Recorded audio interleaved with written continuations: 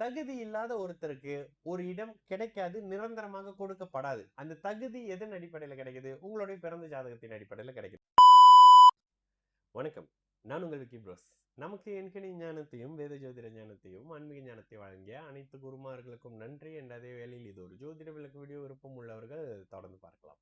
நமது Vicky bros astrology social மீடியாக்களை follow பண்ணியிருக்கக்கூடிய அனைத்து தோழர்களுக்கும் நமது நன்றிகள். ஒரு கேள்வி. வணக்கம் ஐயா. If I have a question. I'm aware that astrology only show that you will get that you will get future and cannot change the future. Then why we do have pray to God? ஏன் கடவுள்கிட்ட சாமி கும்பிடுறோம்? இதுதான் நம்மளோட தலையெழுத்து, இதுதான் நம்மளுடைய தலை விதி அப்படின்னு தெரிஞ்சா, அஸ்ட்ராலஜி அப்படித்தான் சொல்லுது அப்படின்னா, அப்ப ஏன் நம்ம சாமி கும்பிடுறோம் அப்படின்றது. சரி, இது ஒரு உண்மையிலேயே ஒரு நல்ல கேள்விங்க. எந்த ஒரு மதத்திலையும் எந்த ஒரு கடவுளும் நீ போய் தப்பு பண்ணிட்டு வா, நீ என்ன வேணாலும் கஷ்டப்படுத்திட்டு வா, உனக்கு நான் நல்லது பண்ணி தரேன் அப்படின்னு எந்த கடவுளுமே சொல்ல மாட்டாங்க.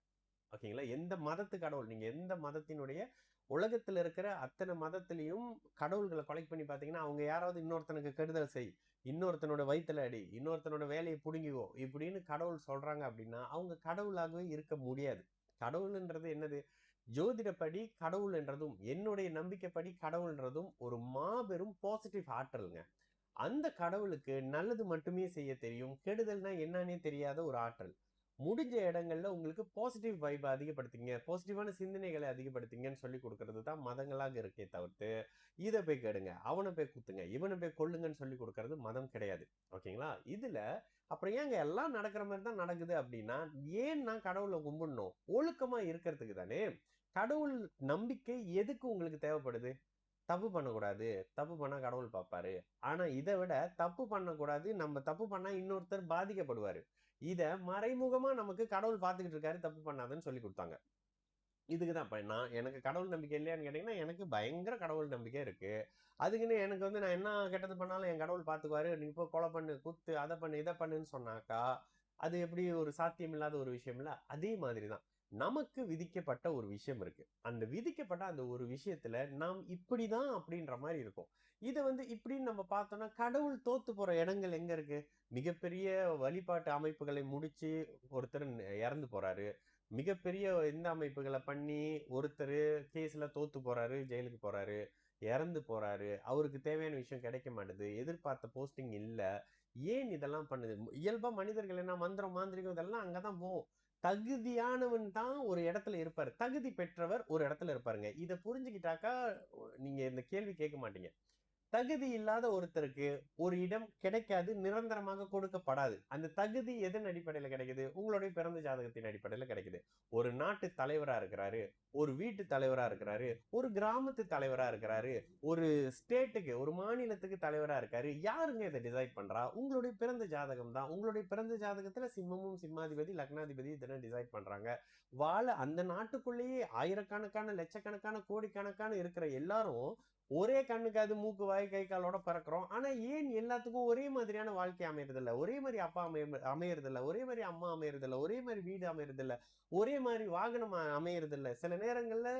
சில நேரத்துல நம்ம வாகனத்துல போகும்போது சில பேர் நம்மளோட வாகனத்தை பார்க்கும்போது அவங்களுடைய பார்வையில சில விஷயம் புரியும். ஏன் அவங்களுக்கு அது அனுமதிக்கப்படல? எந்த விஷயம் அந்த தராதரத்தை நிர்ணயம் பண்ணுது?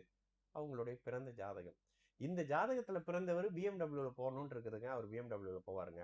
இந்த ஜாதகத்துல பிறந்தவர் மெர்சிடிஸ் பென்ஸ்ல போகணும்னு இருக்குது, போவாருங்க. இந்த ஜாதகத்துல பிறந்தவர் காடி வாங்கணும், வண்டி வாங்கணும்ன்ற ஆசையிலே இருப்பாருங்க, கடைசி வரைக்கும் வாங்கவே முடியாதுங்க. இந்த மாதிரியான நிலையெல்லாம் பாக்குறோம்ல, இருக்குல்ல, இன்னமும் இருக்குல்ல. இது தாங்க ஜோதிடம் சொல்லுது. எந்த வகையான வீடு வாங்குறீங்க? வீடு இருக்கு, சாதாரண வீடு இருக்கு, டபுள் ஸ்டோரி வீடு இருக்கு, பங்களோ வீடு இருக்கு, செமிடி வீடு இருக்கு, லாட் நிலத்துல வீடு கட்டுறது இருக்கு, நிலத்தை சுத்தி வீட்டை சுத்தி நிலத்தோட வீடு இருக்கு. எது வீடு? எது உங்களுக்கான வீடு? இதனை தராதரம் பார்த்து பிரிக்கிறது. ஒருத்தர் வாழ்நாள் முழுக்க ரெண்டர்லயே இருக்கிறாரு, அதையும் தாண்டி சில பேர் ரெண்டர்ல இருக்க முடியாம பேங்க் வாசல்ல, கடை வாசல்ல இப்படியே தங்கிக்கிட்டு தூங்கிக்கிட்டு போறாங்களே, அவங்களுக்கு என்ன நிலைமை? அவங்களுக்கும் அதே மாதிரி கை கால், மனிதர்கள் சாதிக்க பிறந்தவர்கள்னா எல்லாருக்கும் கை கால், கண்ணு காது மூக்கெல்லாம் இருக்கு, நல்லா நடமாட முடியவர்களால் ஏன் சாதிக்க முடியாம இருக்கிறாங்க? அதே மாதிரி இருக்கிற ஒருத்தர் ஏன் கடுமையான நோயாளியா இருக்கிறாரு? அதே மாதிரி இருக்கிற ஒருத்தர் ஏன் கடுமையான குற்றவாளி ஆகிறாரு, மனநல பாதிக்கப்பட்டுறாரு? இதெல்லாம் அந்த பிறந்த ஜாதகம் முடிவு பண்ணுது.